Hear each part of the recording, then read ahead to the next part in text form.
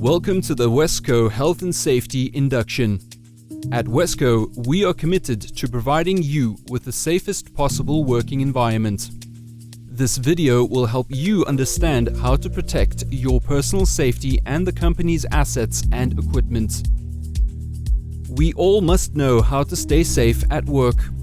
We've all got different operations, so various risks are associated with each one. But even if your operation has no obvious hazards, it is still crucial that you know what to do if something goes wrong or someone gets hurt. It could happen when you least expect it. So, let's look at some essential health and safety procedures that will help keep everyone safe at work. Daily clock and access control procedures, including T-card. Employees must clock out whenever leaving the worksite for any reason. Wesco will pay employees for timesheets verified by their supervisor.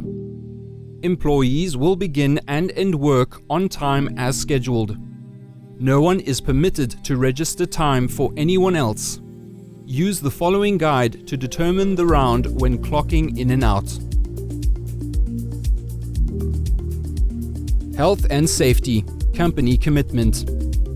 The management of Wesco Waste Management is committed to keeping the community safe and healthy and protecting the environment.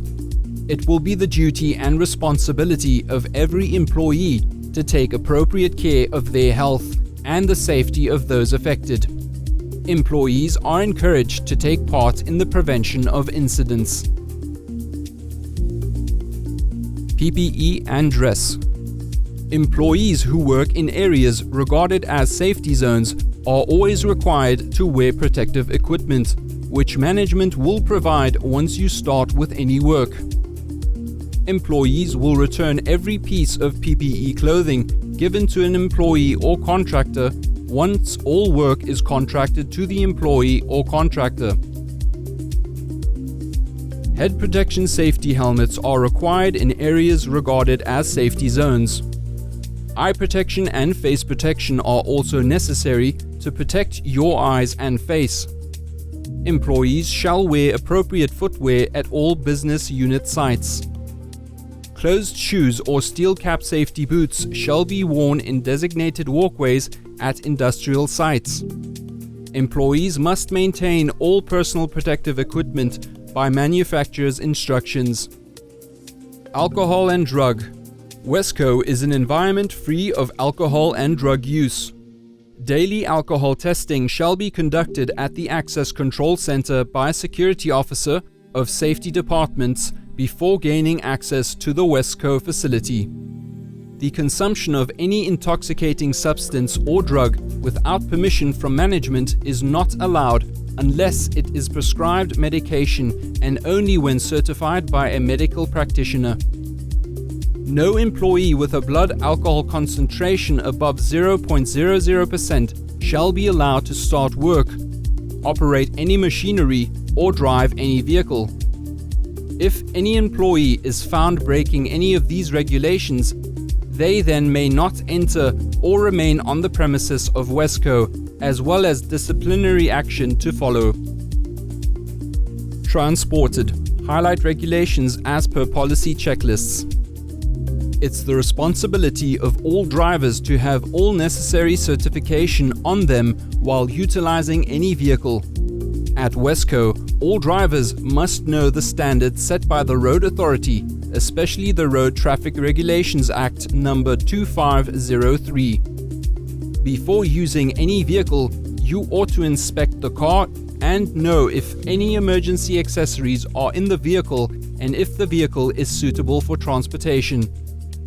No employees shall operate any vehicle if they are not authorized and licensed to do so. No speeding is allowed, and no using mobile phones unless using a hands-free system. No personal errands are permitted without obtaining permission from management. Please make sure everyone in the vehicle is wearing a seatbelt and report any potential safety risk that might happen to the car to ensure it is dealt with. Identifying hazards. Working at Wesco, you will encounter various dangerous items. Job safety analysis and toolbox talks will be done daily before the commencement of any operations. Properly label all stock containers and hazardous waste containers. Keep waste containers closed except when adding waste. Never mix incompatible wastes. Never store flammables with oxidizers or acids with caustics.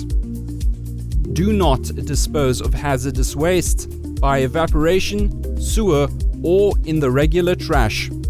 Evaporation is not an accepted waste disposal method. Reporting hazards. Every employee must immediately report any actual or potential health and safety hazard to their supervisor.